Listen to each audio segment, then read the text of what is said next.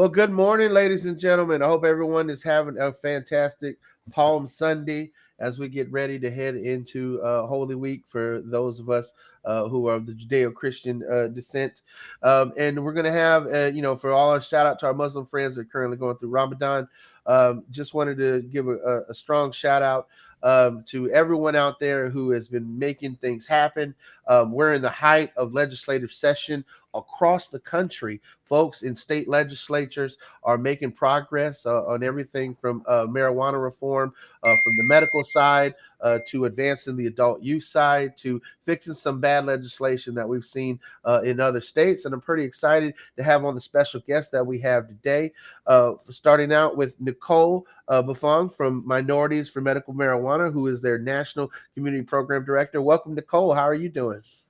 Oh, fantastic. Thank you so much for having me this morning. Sorry about that. Pleasure to have you here. And our other special guest today is Mark from Bud's Place. Mark, how are you doing? Pretty good. It's a pleasure to be here, and it's always nice to see you as well as Nicole. Well, we have a pretty action-packed show. For those of you who are watching, you're like, where's Gary? Where's Carlos? What's happening in Ybor City? I tell you what, as anything, there's some technical issues, but they're getting those resolved, and we'll have the hopefully the guys from Tampa joining us here by the end of the show once those tech issues resolve. But for now, we're going to have an awesome discussion for you. We're going to catch folks up a little bit on what's happening around the country and looking forward to discussing, where are we at with advancing adult use and creating safe spaces for it. And so with that, Nicole, I wanted to first go to you. You work a lot on the West Coast, and here in Florida and on the East Coast, especially in the South, things move a lot slower. So tell us a little bit about where things are on the West Coast. How are things in Cali? How are things in Nevada kind of advancing? Because those seem to be two states that are always at the forefront of continuing to push things forward when it comes to adult use.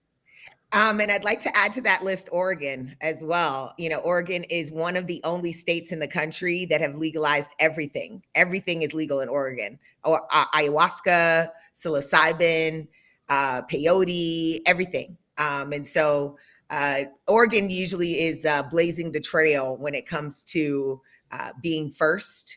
But California, Nevada, right behind them. I'm based out of Las Vegas. And in the last 2 years here, we've been able to introduce new licenses to the state of Nevada, and that was consumption lounge licenses or consumption venue licenses. And so in Nevada, an interesting fun fact is that the legislative body meets every other year. So that means it takes twice as long to get things done. And so in 2021, M for MM, which is the national nonprofit that I represent, we partnered with the Chamber of Cannabis here in Nevada and lobbied to get consumption lounge licenses passed. And that's exactly what we did. And so next time you come to Las Vegas, find a chamber member and thank them for the ability to have a regulated lounge consumption space. And so it takes a little while to get things done here. So 2021, we legalized it. We're going to see the first licenses actually open up after regulations and the application process. We've got 40 licenses coming to the market. And those 40 licenses are split between retail locations and independents. And half of those independents are social equity. For the first time in Nevada statute, that was also defined in 2021 due to our efforts behind the scenes. And so it's going to be interesting to see these new licenses on the marketplace. Consumption lounges, of course, are not new to Nevada. If you've been to Las Vegas and had the pleasure of visiting Nuwu Consumption Lounge, then you'd say, well, there's already consumption lounges in Las Vegas. Well, actually, Nuwu is Paiute tribe land. And so they get to do what they want to do over there. And so they've had a consumption lounge venue attached to their dispensary since 2019. So they've been in operation for some time now. And so these new licenses to the market will be very interesting just to kind of watch. A lot of them have chosen to opt out of combustion of flower because of the regulations around the air quality that they're demanding for these lounges and venues, which is discouraging. It's another factor that we lobbied against, but did not win that fight in order to get this bill pushed through, was the fact that these lounges that are independent, not attached to a retail location, will have to purchase their products to sell inside of their consumption venue from a dispensary. That's right, folks. They don't get to buy it from a wholesaler. They don't get to buy it from the producer manufacturer. They have to buy it from the dispensary.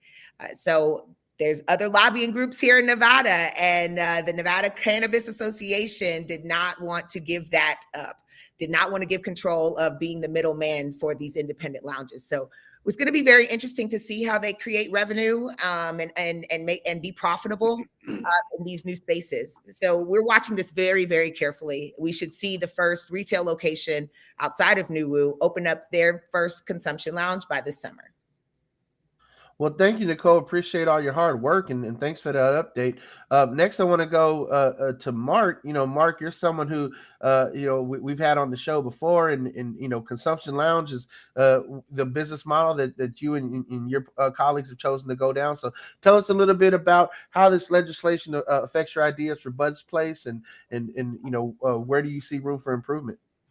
Well, there's lots of room for improvement. As Nicole just said, some of the rules they made are actually prohibitive.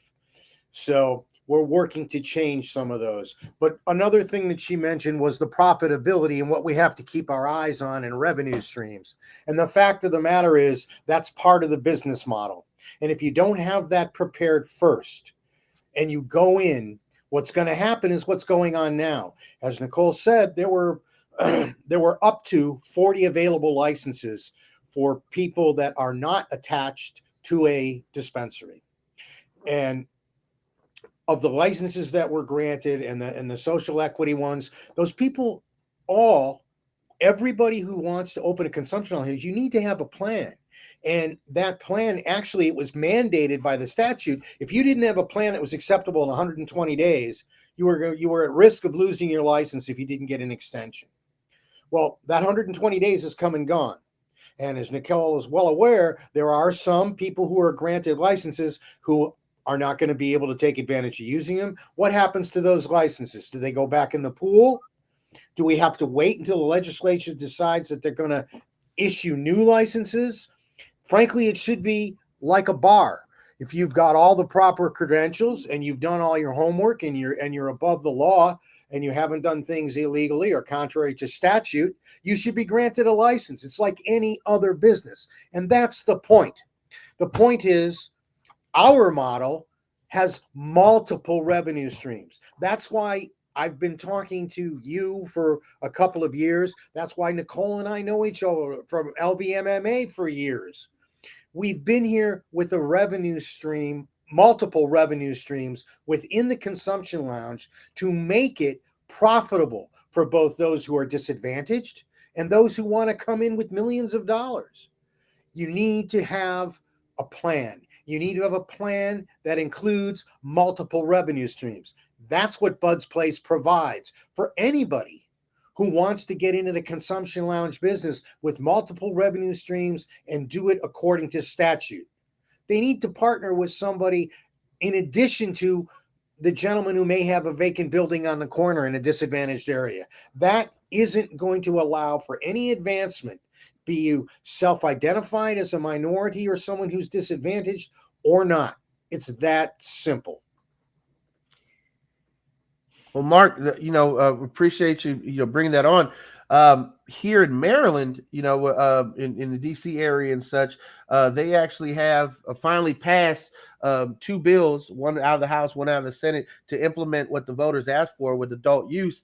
And the House and Senate versions actually have this same disconnect when it comes to consumption lounges. In the House version, they're allowing vaping, smoking, consumption of infused products, unless the local municipality bans them. The Senate version is not going to allow for smoking. And then there's also, these issues of whether or not they can, they cannot serve alcohol or tobacco. In the House version, they're allowed to serve food if they're licensed to do so. And so these issues have to be taken up in conference before they send a final bill to the governor's desk here in Maryland. So it seems like a lot of the issues y'all are experiencing in Nevada are happening across the country. Nicole, if you could speak to that, tell us a little bit about, what else we're seeing comparatively across the country. Are other states moving forward like Nevada, or are other states, a little bit more progressive in getting it right, if you will? Well, I would say like a Colorado model that is allowing for everything and anything that you want. They even have like bus tours. They figured that out.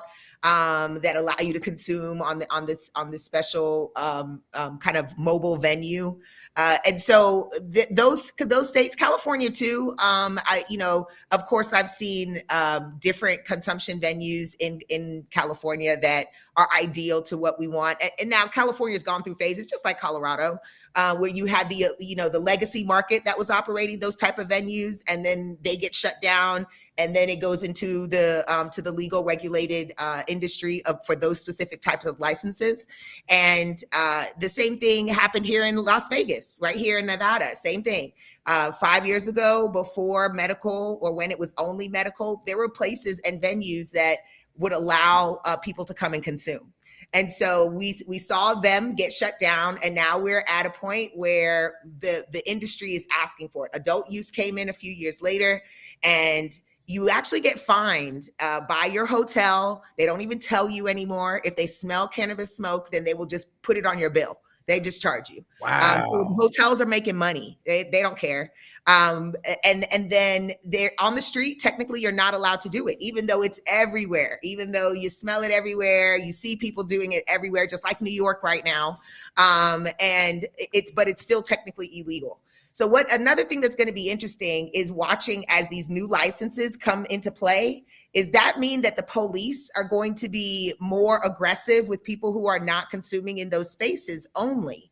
That's another concern that I have, because I know a lot of people are not going to be adjusted at first to understanding that there is a place where you can legally do this now, and so you're not allowed to do it on the street.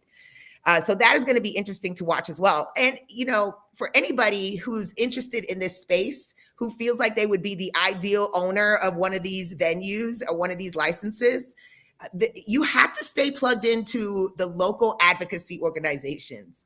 The Chamber of Cannabis, that has to be a part of your budget as a business owner. If you want to come into this market and understand, or any market, and understand what's happening, you're going to have to tap into the organizations on the ground that are doing the work. And so here in Nevada, the licenses were awarded via a lottery back in October of last year. That's when we found out the 20 licenses that were going to retail locations and the 20 licenses that were going to independents. Well, they were given 120 days, like Gary said, that ended yesterday on the 31st of March. They were giving that window to find a location with an address. You had to have an address to turn in by the end of those 120 days. Well, the city of Las Vegas put different regulations around those independent licenses. We're not talking about the ones that are attached to a retail location. They already have their spot. They're already within regulation because they're selling cannabis. And in order to get a retail license, you had to be within certain regulations that are similar to the lounges, like 1,500 feet from a church or a school or a gambling facility. That's another thing. We're in Vegas. And so that's why you don't see a lot of dispensaries on the strip, because they're not allowed to be within a certain feet of a gambling facility. So anyway, back to the city of Las Vegas. So in February, the city of Las Vegas decided that they were going to charge all of these new licenses, these independent lounges, $10,000 for their business licensing fee and a percentage of their revenue moving forward. So, and they also were demanding that they could not be within 1,000 feet of each other, which didn't make any sense, because the ideal location, you don't demand that on bars. You don't demand that on restaurants. Why would you demand it on a consumption venue? It didn't make sense. We were envisioning a new Amsterdam of the West. That's what people kept calling Las Vegas when the buzz around these consumption lounges were coming. And downtown Las Vegas is the perfect ideal location for that type of corridor or venues to pop up. And with that 1,000-foot distance regulation, that was not feasible. It didn't make sense. So you want people to get in the car, smoke at one location, get in a car, drive to another location instead of just walking there. So we, as an organization, the MM and the chamber, lobbied to get those regulations changed on the city level. So we're paying attention. We're watching what's happening. This is not public news until it already happens. That's when it makes the news. So this is why it's important to stay tapped into those organizations that are doing the work on the ground, especially if you want to come into a marketplace that you're not familiar with and it's not your home. Because these independent lounge licenses were open to the entire country. They were not limited to just people who lived in Nevada. And if you were paying attention, then you would have known that. Okay, all right. Well, fellas, I see y'all are back here from the studio, so just wanted to go to you all, ask some questions. Yeah, we had some internet problems, but don't worry, the people who are responsible have been sacked.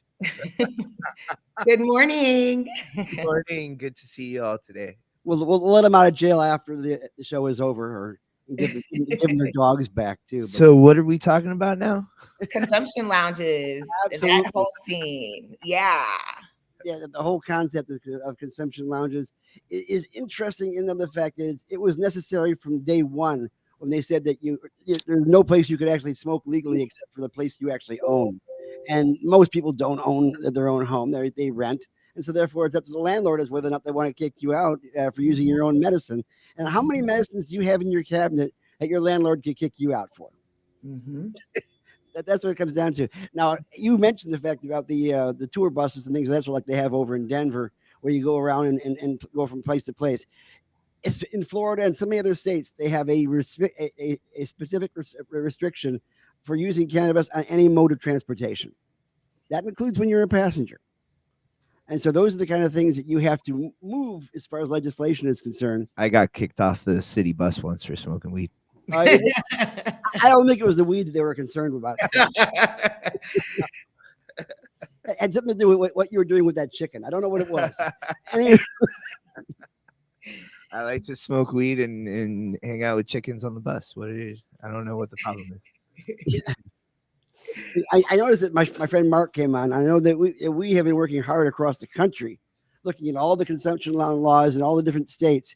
And there's so many places that are just absolutely ripe for a consumption lounge. And yet people do have the kind of concerns that you're talking about as far as legal is concerned. The gendarme all have their own concerns as well. Like, for instance, they don't want to see alcohol and cannabis mixed, especially over in Vegas. And like one of the big concerns that people have in regards to the consumption lounges is if it's going to be profitable. I mean, if you just have people come in there and they hang around, they smoke for about a half hour or so, and then they leave, where's your profit base? How can you stay alive? How can you even pay your own rent, especially when the rent is so high? Well, I'll tell you a couple of ways, my friend. First of all, as Nicole knows, 90% of everybody who hears the word consumption lounge or lounge at a dispensary or anything, there's only one thing: 3 couches and a doob. Smoke your pot, sit down at the couch, maybe watch a TV and go home. That's not what a consumption lounge is. That certainly isn't what a Bud's place is. And when it comes to revenue, you can't generate revenue with 3 couches and a doob. That's why they say, well, there's not going to be money in it. They were planning on issuing up to 100 licenses for people who are attached to dispensaries. They didn't do it. They said, wow, why didn't these people want licenses? Because the mentality is 2 couches and a joint. How am I going to make money if I have a lounge that's got 2 couches and a joint? Well, Bud's Place has multiple revenue streams. Bud's Place has food, has entertainment, has gaming, as in video gaming, has TV. It's like a sports bar with cannabis. And we put in revenue streams, so somebody who wants to open an independent lounge now has a way to create the revenue so they can pay their rent, so they can keep the lights open, and so they can advance what we're all trying to do with cannabis and make it accessible to everybody. You need revenue streams. And to those ends, you need to be able to include in your plan, in what you're developing, in what had to be turned in 120 days, all of these different things. Well, people didn't have them ready. People didn't know what they were going to do. They just wanted to go and grab one of those licenses. So as a result, here in Las Vegas, even with all of the efforts of organizations like Nicole's and like the Chamber of Cannabis, every step we take forward, we end up taking 2 steps back because we have to change the regulations again. It should be static. It should be easy. And if you have the parts of your plan that will create revenue so that everybody can, it's about one thing, the taxes that the government's going to make. They are going to make a lot of tax revenue when they properly regulate the industry and what we can do. They want to see multiple revenue streams because that means more bottom line. That means more tax revenue. They don't want to see you're going to have 3 couches and a joint and call it a lounge. And neither do people who own dispensaries. They need to have their eyes open to all the other possibilities, from food to an entrance fee. It's all part of a real plan to have a successful consumption lounge. Now, Nicole, you mentioned the fact that we have the independent and we have the retail lounges. Now, all the social equity licenses were put at the independent side, correct? Because there are no. That is correct. That is correct. There's 10 no of them. Retail licenses right now. Then correct? There's 20 retail licenses and 20 independent. Half of the independent are social equity.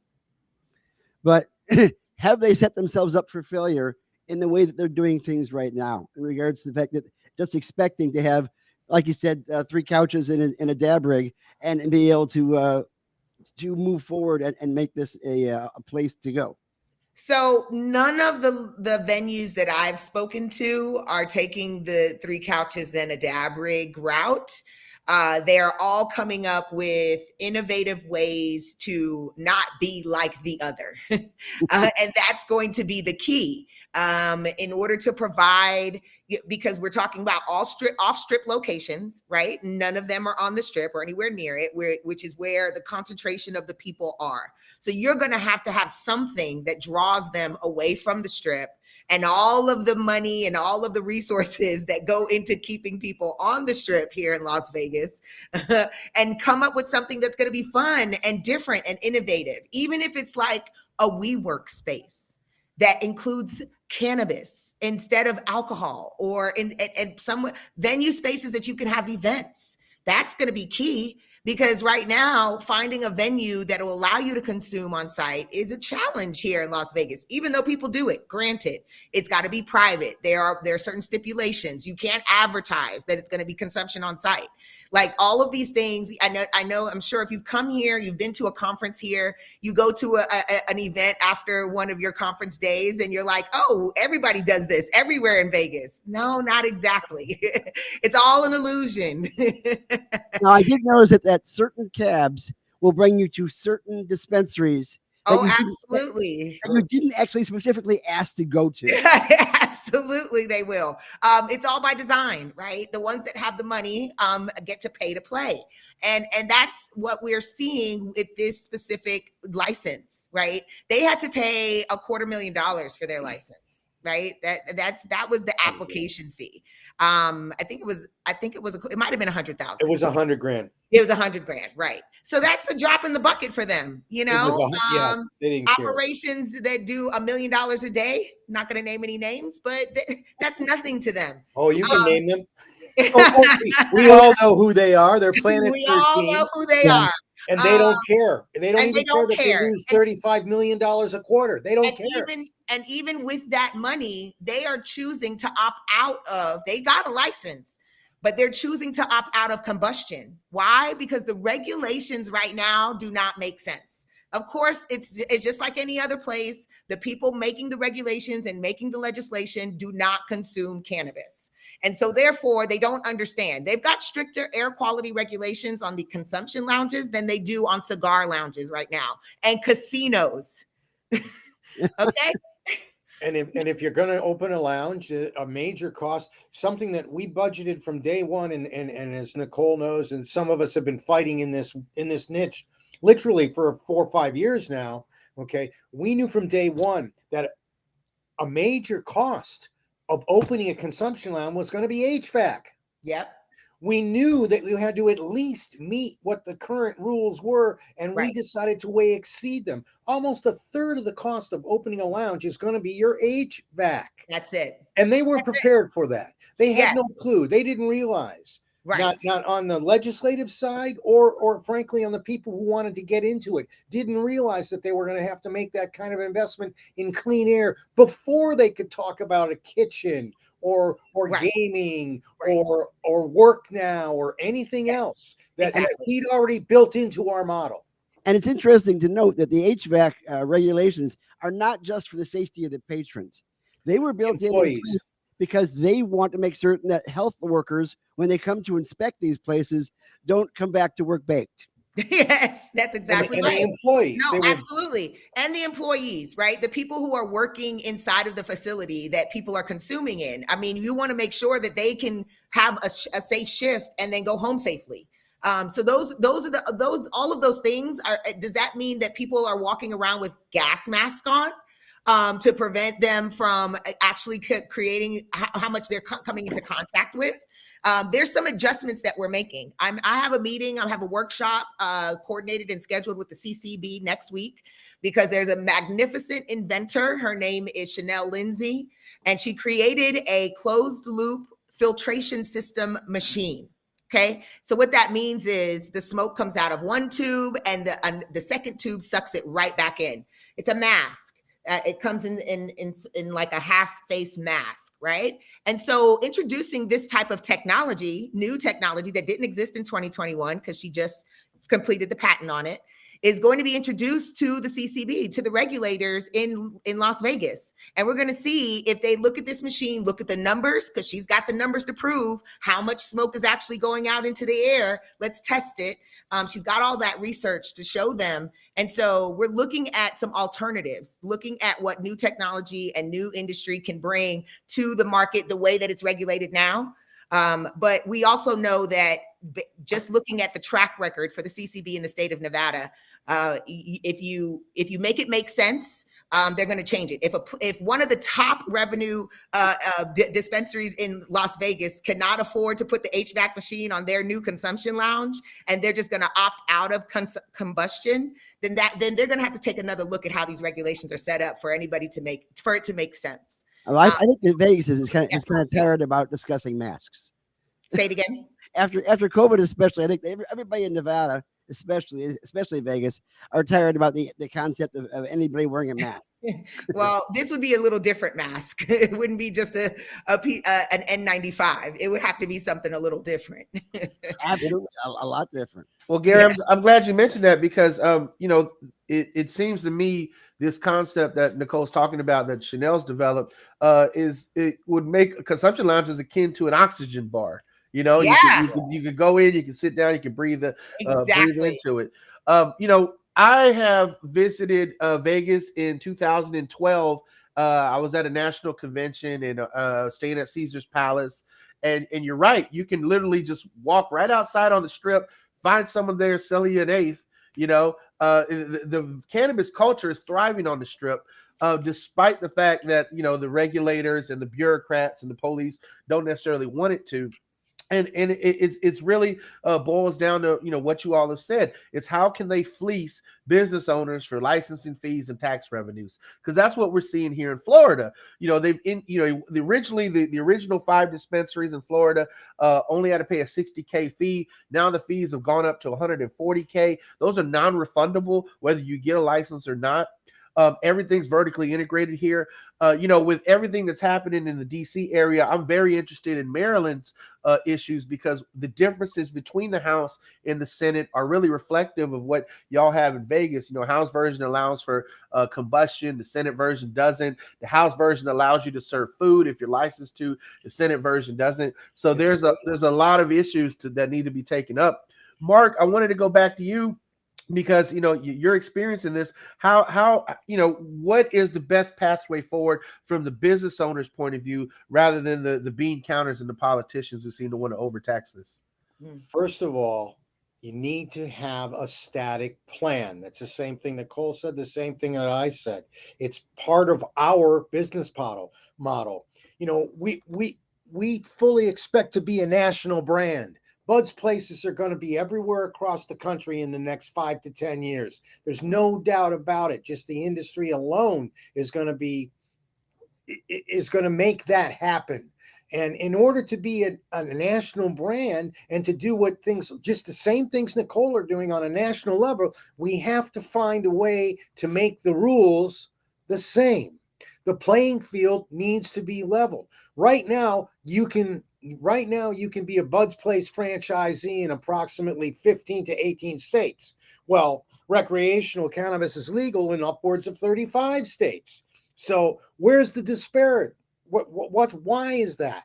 Why can't somebody who has the wherewithal or has been socially disadvantaged and has met all the criteria, why can't they just go and open up their facility?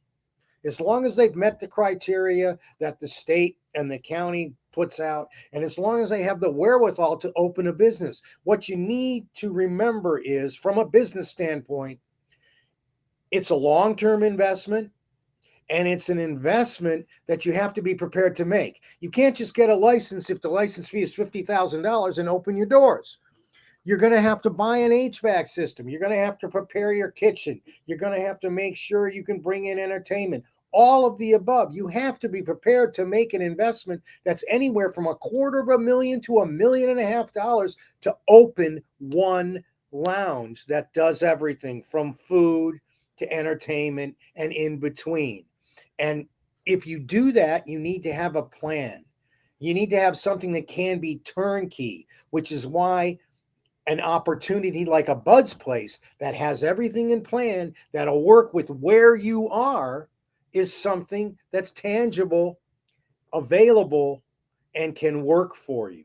But if you want to be national, like Nicole's trying to do and like what we're trying to do, things need to be static and they need to be the same. The playing field needs to be level for everybody. And we don't have a social equity program. Actually, we do here in Florida. Basically, what they're saying is you can't have one. That is the official policy, because they feel that social equity is the only that's something that happens in socialist countries. And so therefore it doesn't happen here in Florida, but there definitely needs to be some way of equaling the playing field of equity. Number one is stop making it so damn expensive, where if you are not 100% successful in the first year and a half here in Florida, your license renewal fee, if you actually get a license, of course, is $1.5 million. I mean, it just keeps on going up and up and up. And it gets to the point where only the millionaires are allowed to stay in place. And that's not necessarily the population we're talking about when we're talking about social equity licenses. So consumption lounges are one of those kind of things that somebody can get into the business without already being a billionaire. There's more than 64,000 bars in the United States. There's about, 5 consumption lounges, maybe 10, and they don't operate as what you and I would think a consumption lounge should operate on anyway. What's the reason for that? The reason for that is that it's different if you walk out your door and go next door than if you go 3 feet into your backyard. The rules need to be the same. They need to be the same. And the license fees need to be the same. And now, Nicole, I don't know if you had mentioned this or not yet when we were still down, but did you discuss the new events rule that came out of Nevada this last couple of weeks in regards to? So you're talking about the mobile concierge cannabis license? I love that expression. Yeah, I was the mobile. Yeah, so that was introduced. Yeah, concierge license. So that introduces a license type that was also introduced in 2021 when we were trying to pass consumption, and that did not go through. It was presented by CEIC, which is another advocacy group here on the ground, a Cannabis Equity and Inclusion Coalition, and that's founded by Aisha Goins, who is a longtime lobbyist here in Nevada. Yeah. And what it does pretty much is says, okay, we've got these consumption lounges that are brick and mortar locations. But we also need to have a vendor that can go to an event or go somewhere to set up and have a place, an area for people to consume. Because the way that it stands right now, we can't do that. So think about a Life is Beautiful festival, which happens here in Vegas every year. That's why I referenced it instead of like a Coachella, but same concept. You go to the concert, you go to the festival, and there's an area, and these are all 21 and over festivals we're talking about. We're not talking about anything, a foodie land that, would have children running around. We're talking about 21 and over events only.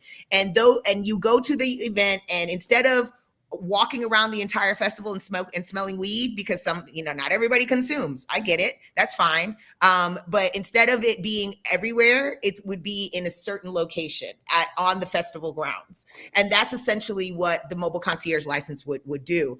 Now, the way that it's being introduced, is CEIC wants all of these license types, which I would imagine can only be about 10 for the entire state. Because the person who's hosting the event, the producer of the event, would partner with a vendor, right?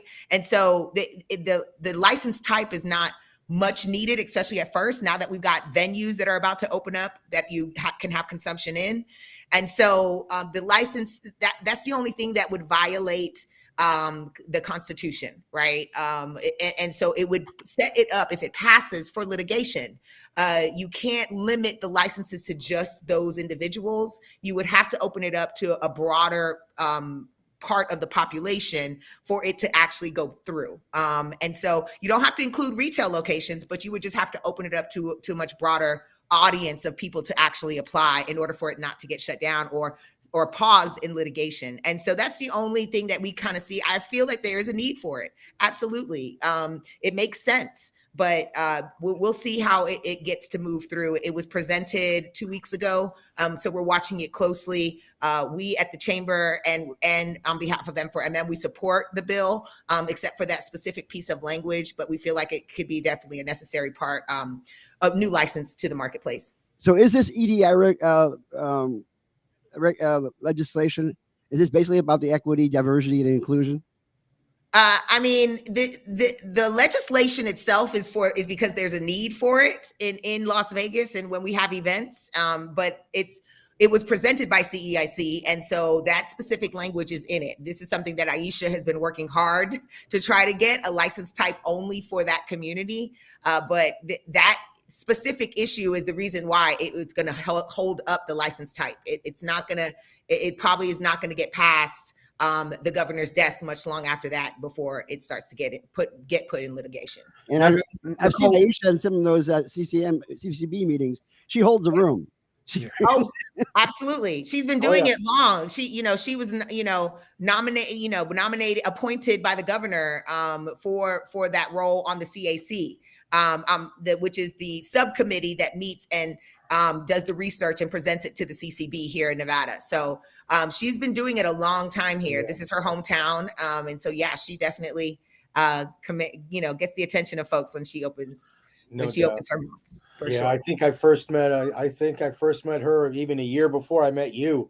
I know she's been in the trenches for a long time. Yeah, and making a big difference, speaking up for her community. Cannabis is not her only concern. There's other legislation and bills that she works on that directly affects communities of color and those that have been most disenfranchised and harmed by the war on drugs. Well, Nicole, I know you have a hard stop. You got to head off. I do. I got to run. I'm so sorry. This is such a great conversation. Thank you for inviting me. Minorities for Medical Marijuana has some interesting things coming up in the DC area. Why don't you tell folks how they can join you? Yeah, please. So M4MM is celebrating our 7th year of service to our communities nationwide. We're also international. We've got 4 chapters internationally. But April 18th through the 20th, That is the week of 420. We will be in DC on Capitol Hill lobbying to our federal legislators. If that's something that interests you, we are welcoming volunteers to come and join us those 3 days. And so please reach out, visit our website, mmunited.org. There's a flyer on there that says lobby days. You can just click on the button and register right there. You do have to become a member in order to volunteer with us, but we have a freemium membership level, so don't let that scare you. And if you have any questions, please reach out to me. You can find me at Purple Plant Magic on all the platforms, but you can also find M for MM at M4 MM United. Thank you so much, gentlemen. It's been a pleasure talking with you and having you and being on the show. I'll have to come back again, update you on what our lobby days were like. And you're welcome. And if you're anytime. Also in DC that weekend, please come and visit the M for MM Village at the National Cannabis Festival. Next time we'll actually pay the IT person. Well, I will see you there, Nicole. And okay, sounds good. Have yes, I'll be in touch, Kana. Please just reach out to me. Thanks so much, guys. See you soon. Now, Mark, we have a question here in the chat. Someone said, can you bring your own stash to consume in a Bud's place? Could you answer that for our listeners? Bud's Place model is strictly bring your own to consume. All of our lounges will be bring your own to consume. That's also a major part of how they were regulated and how the licenses were given. But all of the consumption lounges, you need to bring your own. You need to either be associated or attached to a dispensary, or you need to, make it, I would say, you make a partnership with a dispensary or whatever you'd like. There's branding options. There are a myriad of ways you can create another revenue stream from having to bring your own. But it's bring your own. Yeah, I mean, and in some places, what you can bring is regulated by size. They call them single use. Yeah. So you have to be aware of where you are and what you're doing. But yes, bring your own. Yeah, we had a meeting a couple of years ago with Steve D'Angelo, who said you have to have a license to do this kind of thing. And what he was basically talking about was creating a tasting room, but that's basically more along the lines of increasing sales at a dispensary as opposed to actually having a separate consumption lounge, which is for the people. And that's a big difference. In fact, I spoke with the gentleman who was in charge of NUWU. I forget his name now, Elder, whatever his last name is. And he mentioned the fact that their consumption lounge, which was attached to the NUWU dispensary, is not so much a place, a profit center, as much as it is a way of increasing their bottom line overall for the entire place, because it brings people in to go back and buy more at the dispensary itself.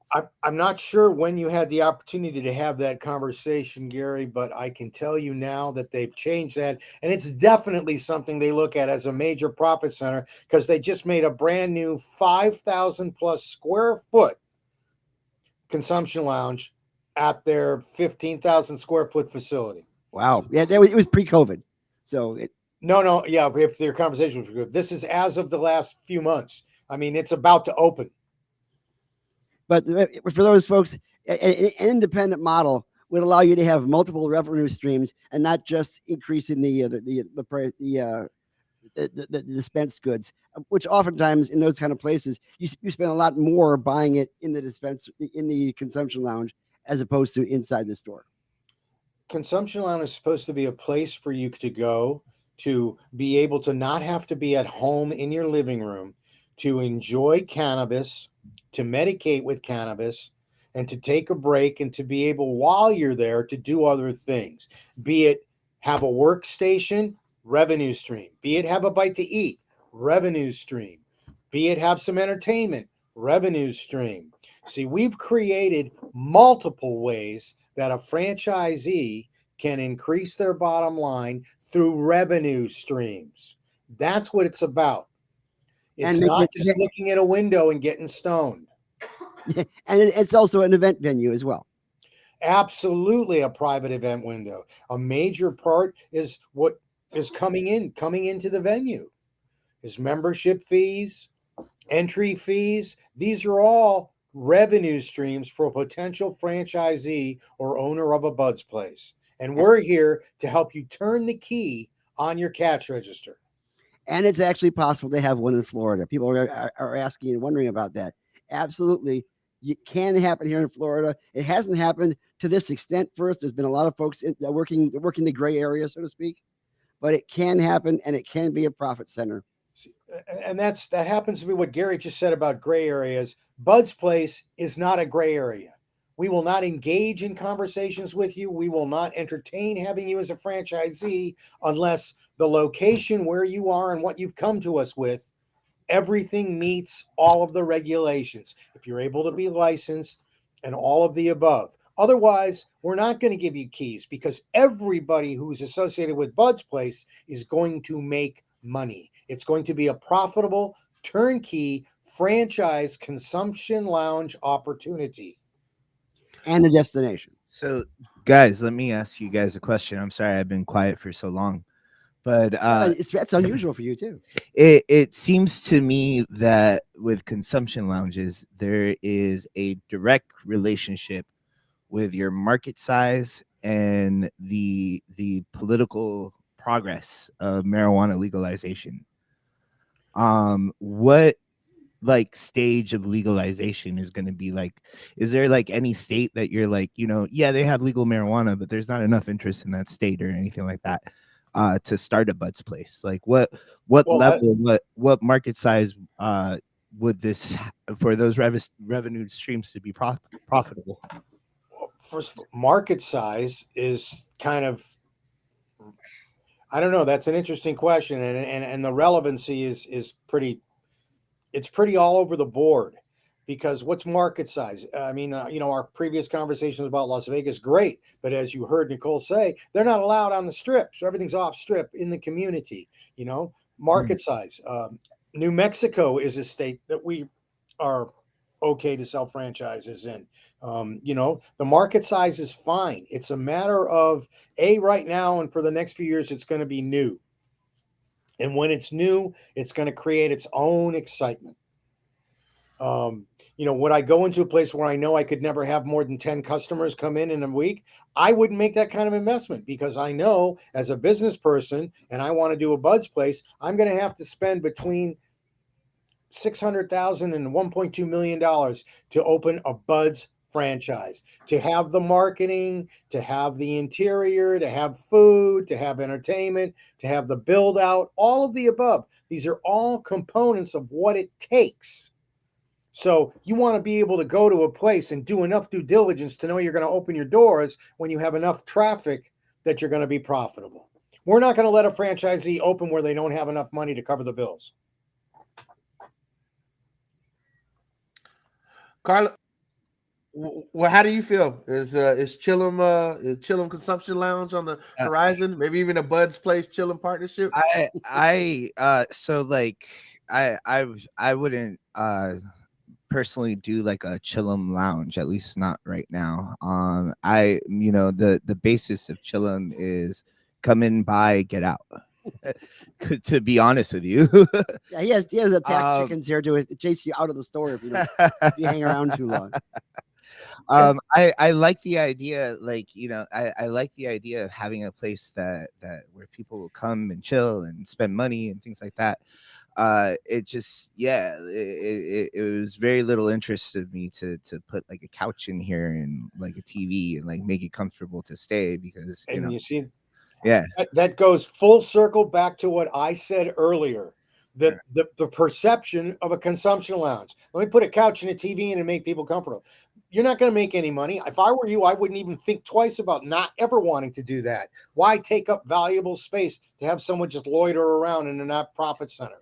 Yeah, that's 180 degrees from a consumption lounge model that has revenue streams built in. I like your concept of the consumption lounge. You know what? It actually seems to me, it seems like I don't know if you've ever been to this place in Tampa called Armature Works, but it essentially seems like an Armature Works that you can smoke weed at, where there's like this huge fucking nice food courts and this big, areas to hang out. It's a rehabbed industrial gaming space. areas and shit like that. Like there's like all this stuff that's great. But it seems to me that like a business like that is hard enough to market when anybody can come. But now we limit it to just people with medical marijuana cards. That might be a little bit more difficult to do and to be profitable with. Well, what if a person wants to go into a lounge and say, for instance, smoke a legal product like Delta 8? I think that's great too. And honestly, like I think of places like, I guess I could talk about them now that they're no longer in business. Uh-oh. Look like Carlos froze a little bit. Well, hopefully Carlos will come back. The internet's been kind of shaky. There he is. Oh, You guys they're back. disappeared for a minute. So what I was saying, I'm sorry that the internet sucks, but anyways, what I was saying is Swamp City was essentially a consumption lounge because like they sold hemp. They were Yeah. they had like art displays all over the place. They had concerts. Yeah. concerts and they got away with allowing people to smoke marijuana there because they sold hemp, and they could be like, oh, I didn't know it smells like hemp. Well, Alachua County is also kind of like Amsterdam in the fact that they have a certain high tolerance towards those activities where they do not bother to go ahead and bug them. The rest of the state isn't quite like Alachua. Well, Gary, that's because of the University of Florida. You have to remember is that if you don't get into an Ivy League school because you're a rich kid, you end up going to UF in Florida. Now, consumption lounge in Las Vegas, where not only is marijuana legal in Vegas, but people come to Vegas because they know that they can smoke weed and like very profitable business model, business model. But I don't see something, and Mark, I'm sure like you said that earlier, you're not going to let a franchisee open a place where it's not going to work. I'm just interested in where it goes from not working to working. You know what I mean? Like you can't really open like no examples really come to mind. I think something like that could work in Florida, right? But I don't think like in New Jersey or something. I don't know. I think any place you go, as long as you know the rules and regulations, you can be compliant. And it's about the rules and regulations and the fact that they're different every 10 feet from the Pacific Ocean to the Atlantic Ocean. You go 100 feet, you're now in a jurisdiction with different rules. That's the issue. We can help you. We can give you a turnkey, profitable way to be in the cannabis sector of the economy, which is still growing by stupid leaps and bounds, which first they said it would be 20 billion, now they 40 billion, now 80 billion. And we know by the turn of the next decade, it's going to be 80 to 100 billion dollars, and there's zero money being earned in the consumption lounge space. What's wrong with that picture, gentlemen? Who wants to be a franchisee now? Ooh. Absolutely. Well, I'm glad that you mentioned that because I recall going to Colorado 2016, I believe it was, and going into the Lazy Lion, which was a consumption lounge they had there, and it had been shut down more than once. And you became a member for $5. They had chips and stuff, but they had a dab bar. They had their own bud, and they were giving it to you as a donation, and then you kind of pay them back. It was a really, like you said, a great area. It's no wonder that they got shut down. And so I love the fact, Mark, that you have this model that if it works for the regulations in your locality, then it's something that folks can franchise. Our model works with the regulations in your locality, and if it doesn't, then we will not be there. It's not a matter of it works where I am. It's going to work where you are if the regulations are in place. That's the whole point behind the concept of coming to a turnkey franchise opportunity. The fact that if it's not going to work where you are, we're not allowed by law to talk to you. Excellent. If I'm talking to you, I'm going to show you how to be profitable having a Bud's place. Well, Mark, tell folks a little bit more about if their interest has been piqued, where they can go to get in touch and what they can do to kind of get started as a franchisee. It's my pleasure. Bud's Place. Bud's Place is able to sell franchises, as I said, where cannabis consumption is already been approved and made legal. You can reach us through the website, www.buds-place.com. You can reach me at Mark, MARK, c@buds-place.com. You can reach my partner Ron at ron.s@buds-place.com. And there are a number of states, like I said, where they've made it legal, but they still haven't made it legal with regard to consumption lounges. But there are a number of states where they have, and where they're going to be opening. We intend to be there. So if you are interested in a cannabis consumption lounge and how to do it properly, how to do it within all of the rules and regulations, we'll let you know right away if we can help you where you are. And if we can, then we'll talk more, because we're here. That's what we're here for. Fantastic. Fantastic. All right, we only got just so much room left. I know we got to get to the news. I should mention today that today is Palm Sunday, which I was going to mention at the beginning of the show if it weren't for the fact that our internet was down at the time. But I already beat you to it, Gary. So but just so you know, Palm Sunday, a lot of people don't know why it's even called that. That's because when Jesus first heard the charges, he went and he got that's not why. he kept doing that, and eventually they made him wear a crown of thorns so he could stop doing that. Oh, you're killing me, Smalls.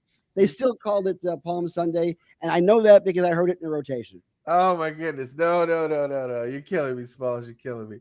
But I do want to say, thank you to Nicole for coming on and sharing all the great work that Minorities for Medical Marijuana is doing. Mark, thank you for coming on and sharing, everything that's going on with Bud's Place. And, we always love to hear about, how small business owners and folks can get involved into the industry without having to be multi-billionaires that own politicians. And you're really giving that opportunity for entrepreneurs. So thank you again for joining us. We'd love to have you back anytime.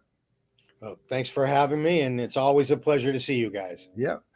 So, now, team, it's time to talk about the news.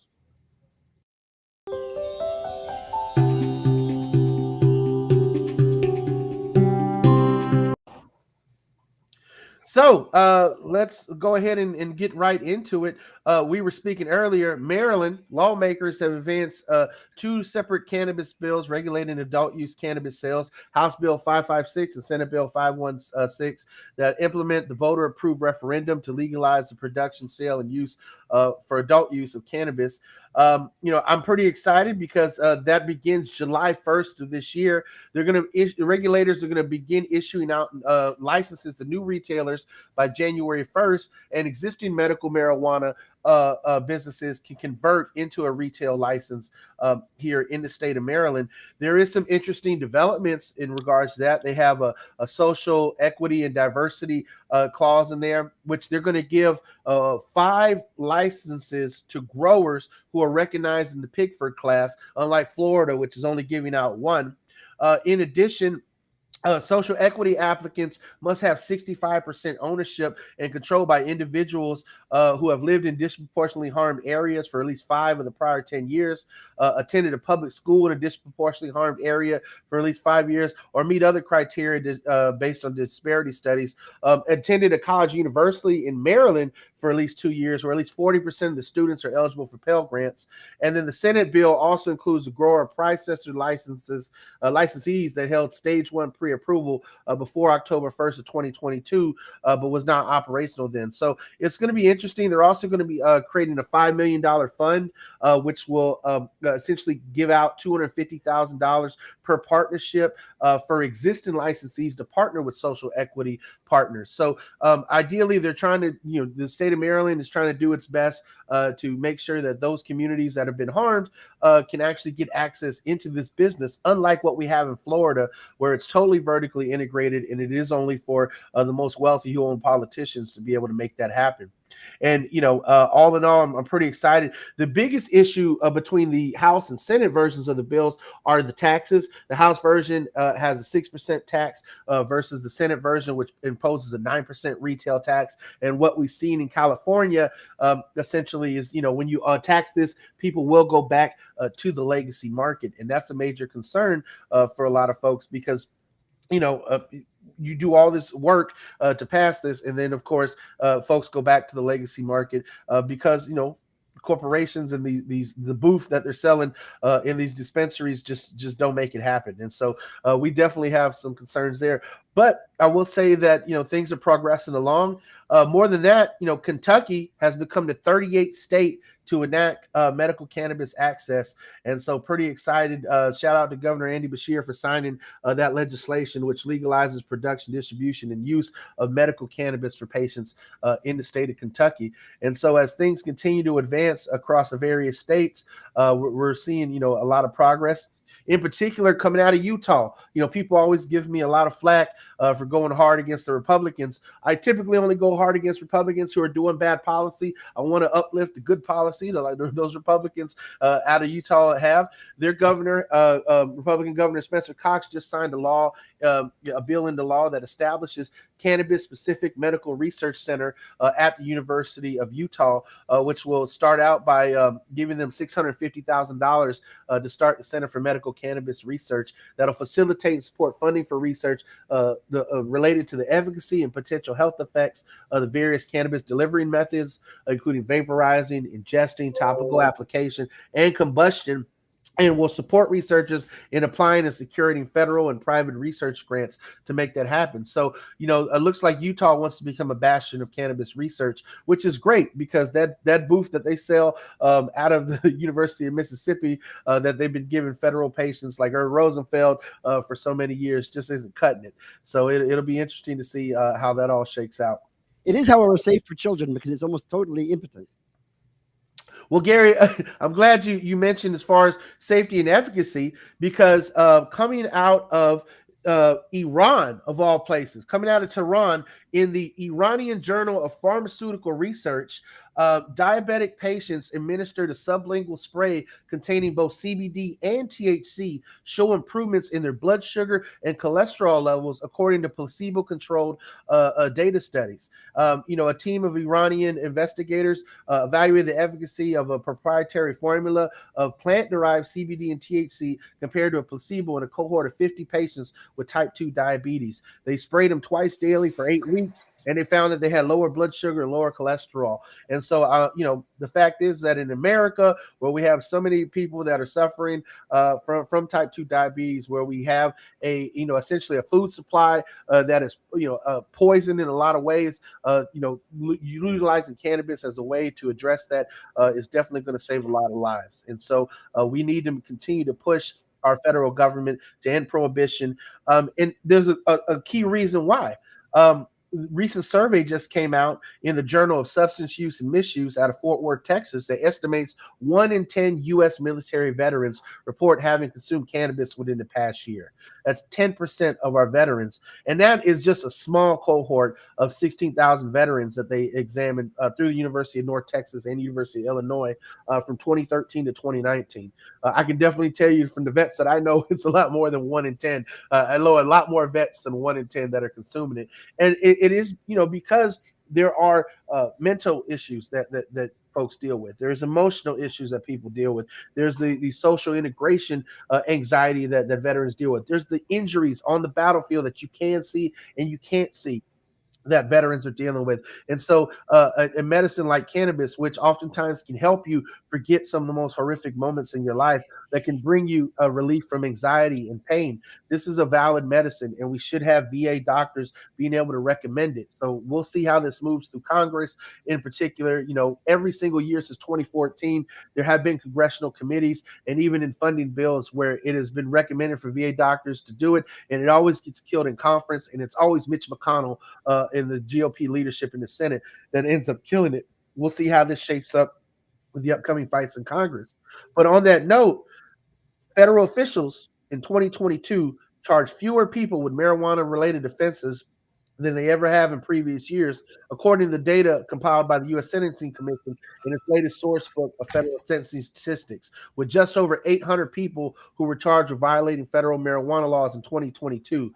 99% of those charged were indicted for drug trafficking. Overall, those charged for marijuana violations comprised just 4% of all federal drug offenders. And these totals represent a significant decrease from a decade ago when federal officials charged nearly 7,000 people for violating federal marijuana laws. So we've gone from over 7,000 to just barely over 800. So, there is some progress there. But the fact is that as long as cannabis remains a Schedule I drug and it remains a controlled substance, we're going to have issues in regards to research. We're going to have issues in regards to actually advancing and ending prohibition once and for all. We need to take it off the schedule. It need not be a controlled substance. It need to be something that is an agricultural product that we've seen regulated in our farm bills. And in particular, on that farm bill in 2018, hemp products were essentially legalized as food commodities. And what we're seeing is a fight shaping up across the country and across multiple states where we have MSOs,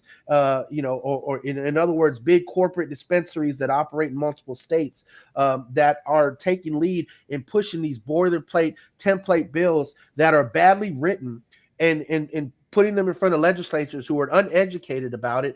And they're essentially, trying to pass laws like in Florida that will destroy entire industries, that will, make hundreds of thousands of people criminals, once again, who are getting access to legal hemp products. So, Gary, I wanted to turn the mic over to you, and you talk a little bit about where we're at with this hemp bill in Florida and what's going on in regards to the hemp industry.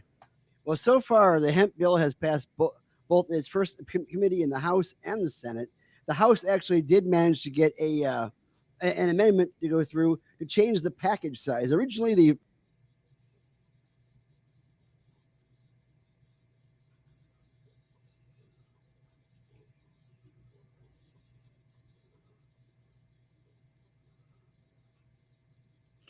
Cano, you're done. The original bill. Am I gone again? Well, Gary, I had mine on mute, and then you kind of typed out. So let's go back to you since you're back. Okay. Yeah, we did get an amendment in the House before its first committee to increase the package size, because originally it started out at 0.5% THC per proportion, and I think it was a total of 2 milligrams for an entire package. Now it's actually up to 5 milligrams per serving, and up to 20 milligrams package. No, 5. I'm sorry, 5 milligrams per package. Anyways, it's small. It's still not quite there. It's still not to the point where it is profitable again. And it's all a matter of the MSOs trying to cut in and cut out the competition. And we're fighting it across the states. It has gone on from Arizona and in other states, and of course here in Florida, Virginia. Yep. In Maryland, with the implementation bill for adult use, it's interesting. They've got it to where hemp derived tinctures with a 15-to-1 or greater CBD to THC ratio, or no more than 2.5 milligrams of THC, whether it's Delta 8, 9, or 10 per serving in a 100 milligram bottle. There you go. Yeah. Yeah, and the way that it's set up right now, it bans all cannabinoids that are not in there strictly through extraction. So if it uses any kind of chemical process whatsoever to increase the concentration, then it's going to be banned. And that's going to destroy the tincture market. It's going to destroy the edible market. And it doesn't make sense to create a bill to fix a problem that's not a problem in the first place. And they're coding it as, oh, this is a bill that just makes hemp-related products food, and which gives it another set of regulations, and to protect kids. The kids are already protected. There's no doubt about that. We don't sell, at least here over in Chillum, to anybody under 21, and neither does anybody else want to, because they're not interested in that market in the first place. There's a much, much greater market above the age of 21. And unlike the tobacco market, they're not trying to push the kids to get replacement smokers because the other ones are dying off. That's not happening in the cannabis industry. Well, as we wrap up today's episode, I do want to dedicate it to someone very special who has moved on from this world. Yesterday, found out that Robert Platshorm, who is the founder of the Silver Tour, and a member of Florida Normal, also an author. Robert served over 30 years in prison for cannabis smuggling back in the 70s. And he was one of America's longest serving prisoners. And his advocacy work, when he got out, was stellar in helping us push over the top, especially among the senior population, to get Amendment 2 passed in this state. And so we just want to say, Bobby, I hope you catch some square groupers up in the sky, and we really appreciate all the great work that you've done in this industry and being a part of it. So, our prayers and thoughts go to Robert and his family. And if you ever want to get a chance to hear more about Robert's life, there is a documentary out there called Square Grouper that talks about his activities and what happened with him after he was finally released from all that time in prison for a non-violent offense. Yeah. And, being that it is National Cannabis Awareness Month for the month of April, we are launching a new membership drive, which I'm pretty sure those of you who are members would be excited to renew your membership. If you go on to our website, suncoastnormal.org, right when you see on the phone page, there's a donate button. Anybody who donates during these next 2 months, we're going to be running this through the end of May, are going to get some amazing prize packages. And I just want to share them with folks. In particular, if you donate a small amount, such as $10, you're going to get a custom Suncoast Normal lighter. But for those of you who want to renew your memberships, we got an awesome membership package for you. If you renew your membership through a $25 donation on our website, you're going to get a Suncoast Normal lighter, a Suncoast Normal Medtainer, and of course your membership pin and official membership card, which also entitles you to a 25% discount at Chillum. If you donate $50, you're going to get all the same membership packages and a Suncoast Normal t-shirt. So we're pretty excited to bring that to you. Those who donate a little bit more into our $100 tier, you're going to get all the same great prizes in our membership package, including the t-shirt and a custom Suncoast Normal grinder. Now, if you make a little bit more of a donation in $250, you're going to get a Suncoast Normal glass rolling tray, in addition to the grinder, the shirt, and the membership package.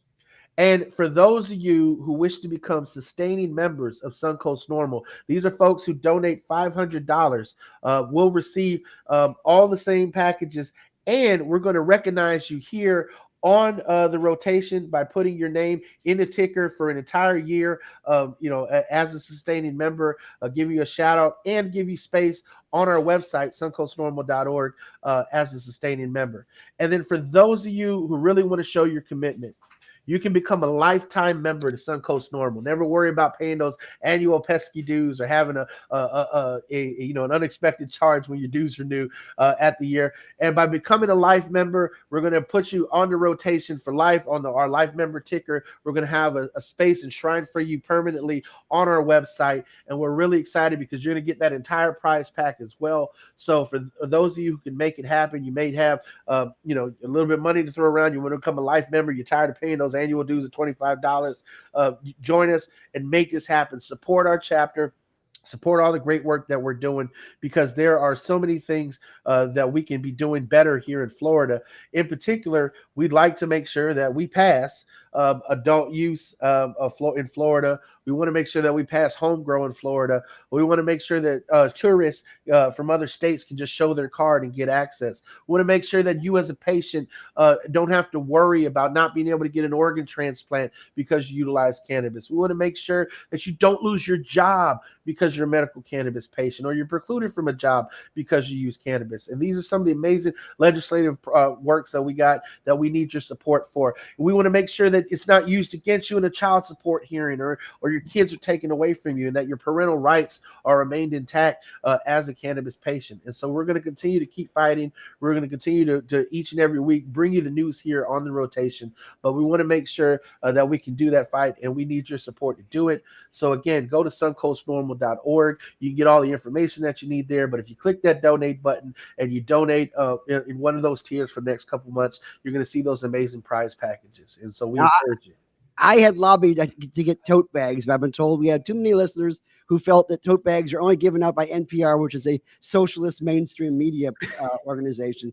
So we can't do that. However, I understand that if you are a lifetime member, you can have your name tattooed on a part of Carlos of your choice. Carlos isn't here right now to defend himself, so we'll have to. That is why I just said that, actually. Well, team, next weekend is Easter Sunday. We're going to be taking a break from the rotation so folks can spend times with their families and such. But we're pretty excited. We got an action-packed month with some special guests coming on. So you want to tune into the rotation for the remainder of the month. In addition, in May, we're going to have some special guests. But I do want to announce that on Saturday, May 27th, we are going to have our Cannabis Action Awards at Hooch and Hive. Over on what is that? Kennedy, yes, and we got some more details coming. You can visit our website for those details. But we're going to be giving out awards to those folks in the cannabis industry who have been making it happen, and so we're pretty excited for that. Other than that, Gary, did you have any closing thoughts or any questions you wanted to wrap us up with? Well, first off, I should say I just got my absolution from Pope Frankie, so I guess I'm good in regards to the Palm Sunday thing, because I was worried for a second there that my car was going to get sucked up into the sky. But I think we're good as far as that's concerned. As far as the guests we have coming up, I know we have Congressman Earl Blumenauer coming on. We have Tommy Chong coming on. We have Fentress Driscoll, who's the minority leader in the legislature here in the state of Florida after we have the session, and all sorts of fascinating guests. And Sue Sisley is coming on as well pretty soon. So stay tuned. Watch this space, because there's going to be some heck happening here. Well, with that, everyone, I just want to say again a special thank you to Mark. Mark, thank you for coming on the show, and we're looking forward to all the great work that you're doing with Bud's Place. We hope that folks will get in contact with you if they're interested in franchising, and we'd love to have you back on again in the future as things start to move forward in a positive manner for you. So thank you again, Mark, for joining us. My pleasure. I look forward to seeing you soon with an update of how the buds are coming. And next time I'm going to insult all the Adventists instead of just going after the Catholics. I think we're gonna have like a Bacchanalian orgy and stuff just in their name. You're killing me, Smalls. You're killing me. Well, Gary, we appreciate equipment for it too. Gary, we appreciate you always keeping us laughing and keeping it light here as we tackle these major topics. And for everyone, please jump in the rotation here each and every Sunday. We'll see you in a couple weeks after we come back from the Easter break. Peace and love.